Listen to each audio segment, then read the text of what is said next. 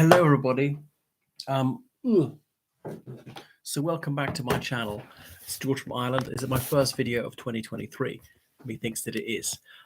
Anyway, so in this video, I'm going to talk about what to expect from the Ukraine conflict this year, because Russia's occupying over 10% of Ukraine's sovereign territory, and that's only a bit more than they held at the beginning of 2022. Anyway, the International Court of Justice obviously declared this war to be illegal, the very first war to be so declared by the International Court of Justice. And the situation is now that roughly 200,000 Russian troops illegally occupying Ukrainian soil. This has cost the lives of about 25,000 soldiers altogether. I mean, roughly half Russian, half Ukrainian, at least 8,000 civilians, according to the United Nations, probably several times that in reality. We know there have been several large-scale atrocities perpetrated by the Russian military. Torture and rape have been used on a wide scale. There's been absolute impunity in the Russian military for that. We know that 8 million Ukrainian refugees are abroad, and there are a few million internally displaced persons in Ukraine. But there's really no sign that the war is going to end anytime soon. And Putin, in his New Year's Day address, said that the war was going to continue. And I think for once he was a man of his word. Even he must have recognized he has gravely miscalculated. Notably, he did not say the war was going to end in 2023, because that's a promise he certainly couldn't fulfill. And the Ukrainians even suggested some sort of negotiations, and Vladimir Vladimirovich Putin has rebuffed them. Anyway, so a lot of what's going on about this war is actually not going to be strictly to do with the fighting. They're going to be, the sanctions. And before this war began, 20% of Russians live below the official poverty line. Now, obviously, you can't believe a single datum from the Russian government. In reality, it'd be higher than 20%. Only 12% of Russians were middle class by Western standards of living, and the remaining 68 odd percent were working class by Western standards. But we know that all those stats are going to get worse for Russia. There'll be fewer people in the middle class, fewer people in the working class, more people in poverty, and the super rich are going to not be quite so rich, and more of them are going to move abroad. So the impact of the sanctions is quite important, almost as important as what's happening on the battlefield. See, staggering sums have been squandered in the military, and the Russian military can't hold its own. So yeah, this war is not going to end soon. I reckon it's going to go on to the summer of 2024 at least. Even then, it might wind down. Remember, in a sense, it's been going on since March 2014, and there have been periods of détente, of relative calm, of scarcely any sniping, and then sometimes it's intensified. So Putin's regime is going to continue. There's very little sign that he's about to be overthrown. I've heard of some pundits saying that they're going to be mutinying the Russian army. I don't see that. There's been scarcely any desertion, very few surrenders. But there might come a breaking point. These things can happen actually quite suddenly. Think of the German army, the First World War, that until, say, October 1914, there have been almost no mutinies, minimal desertions, hadn't been mass surrenders, and all of a sudden they'd just been pushed beyond breaking point.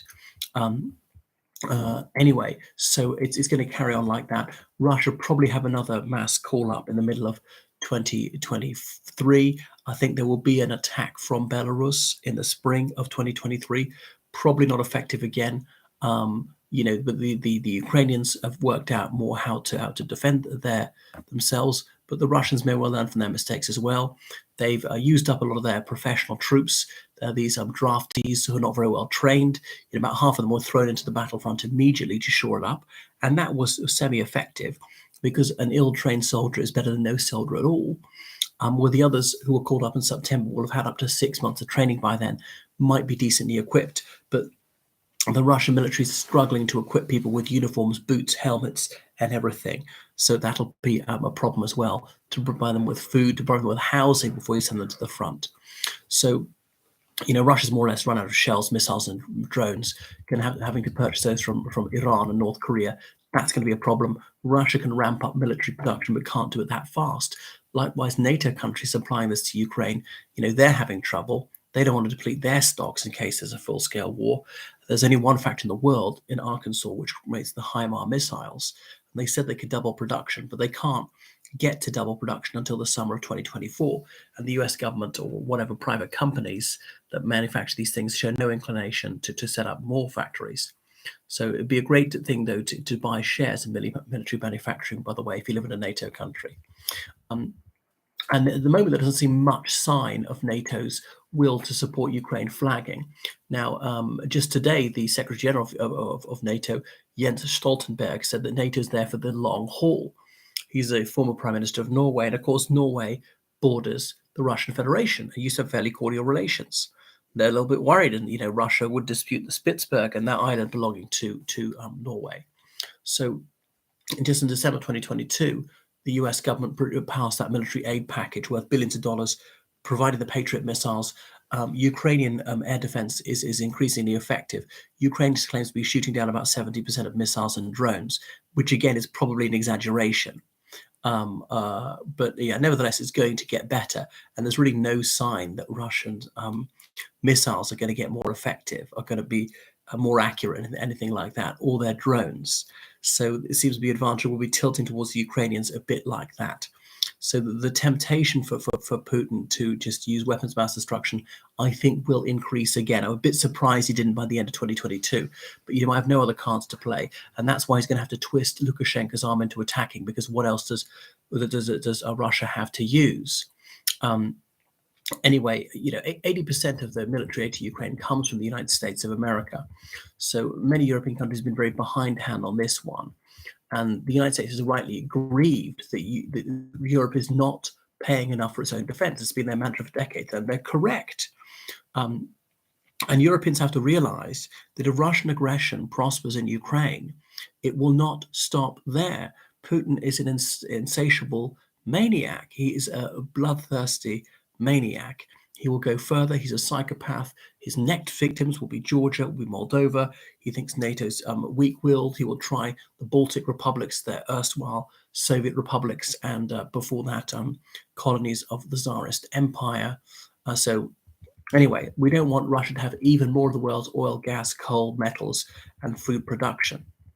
So the heartening news from those who value freedom is that the Russian state media regularly boasted that Russia would take Kiev within 2 days. Here we are, 313 days later, and the Russian army is nowhere near Kiev. So Russia drafted 460,000 men in September 2022. That's in addition to the 18-year-olds who were called up. The 460,000 men were supposed to be men up to the age of 35 who'd done 1 year of military training who were being recalled to the colors. But they may well have to do that again. So Russia's got great reserves of manpower. Ukraine is largely fully mobilized, and there are some men of military age who are doing other things, being bus drivers, train drivers, doctors, electricians, plumbers, whatever, to help the war effort directly or indirectly. Remember, able-bodied Ukrainian men under the age of 60 are not allowed to go abroad. They're supposed to stay at home and to assist the war effort. So Russia might just try and use sheer numbers. Maneuverability is not their forte. It's too centralized. It's too much of a control freak, a military and state. And so there's no flexibility. They can't respond. They can't be supple. And even the most blatantly obvious decision, you can't implement that without orders, which is why it's so important to move fast, to surprise them. Even they see what's happening, they're being enveloped, request permission to withdraw. That request goes up several steps through the chain of command. That commander is just inundated too much on his desk. This might be buried too deep in the in tray. Even if he gives the permission to withdraw, that takes several hours, and often it's too late. Numbers count, so the Russians might just rely on numbers. They're supposedly getting their old tanks out of storage, but were they preserved properly? Are they going to be usable? It's doubtful. They just really failed kindergarten in terms of soldiering, but just not looking after their kit. So Russia's going to draft more guest workers legally or illegally, people from Uzbekistan, Tajikistan, Kyrgyzstan, and so on, who are working in Russia, offer these poverty-stricken Gastarbeiter Russian citizenship, volunteering, a promise I'm sure that they'll renege on. But some of these people will be desperate. Would they even get North Koreans to fight for them? Yeah, they can at least provide North Korea with oil, gas, food, anything like that. So the Patriot, missile defense system was going to become effective, but it's going to take to the middle of this year before the Ukrainians are able to use them. Remember, a Patriot system requires a crew of 90 and an awful lot of training. I mean, NATO might say, well, this war is going to last a long time. We'll supply better equipment. No sign they're going to provide fighter jets. Germany hasn't given any Leopard tanks. The United States hasn't said they're going to provide the Abrams M1 tanks, which again, these are the best tanks in the world, but they require a lot of training. They're very, very heavy. Ukrainian roads and bridges might not be able to support them, but they're also delicate in a way and require huge amounts of maintenance. But in terms of the combination of speed, maneuverability, it's protection against enemy shells, it's air defense and so on. It's really just second to none. But they're very pricey. The Ukrainian technicians, we need a lot of training in how to repair them, and it doesn't look like that's going to happen. So so spring offensive, the Russians may regain ground early in 2023. I don't think they're going to take Kiev, but could be pushed back after that. And Russia's going to carry on hammering Ukrainian energy infrastructure. Sometimes they've made up to 40% of Ukraine's electric grid inoperable, trying to freeze people to death, when it's minus 20. A combination of these batteries which store loads of electricity, Arctic clothing, generators, tents. Even tents had to put up inside the house sometimes, because if there's no heating, the tent will help you a little bit, keep people all close together. Sleeping bags, 2-person sleeping bags, candles, gas stoves, they've all helped mitigate the effect of this. And 2023, Ukraine's supposed to be hooked up to the European electric grid, meaning this tactic would be very ineffective. And actually, we've got to thank Putin's sheer cruelty for helping the Ukrainians survive, because if all those missiles and drones had attacked military targets, not civilian targets, Russia might have won by now. It's a bit like Hitler's mistake in 1940, attacking civilian targets. Anyway, so I think that obviously the military is going to continue. I do worry that there were some of the more weak-willed European countries, their desire to resist Russia might flag. On the other hand, some of the economic factors are going to help the Ukrainians. Inflation come down a bit, energy prices come down. European countries are just producing more renewable energy and so on, more floating liquid natural gas ports off the coast of Germany. So Germany's just not, Germany and other countries are just not going to be broken by energy blackmail by Russia. Anyway, so Russia's going to continue to have a brain drain, but their economy is going to suffer, but it's not going to collapse. Shrunk 10% last year, contraction of maybe 5% next year, and 5% the year after that. When they've lost 20% of their economy since the start, when they will have lost, a couple of million young men who've gone abroad, at that point, people have to ask, is it worth it? Especially haven't gained anything. So, Putin's lobotomizing his people inadvertently. More and more Ukrainian troops are being trained in NATO countries and coming back. So, there's a lot to play for Ukraine in 2023. It won't be easy. And in a way, a lot of it is actually outside Ukraine's hands.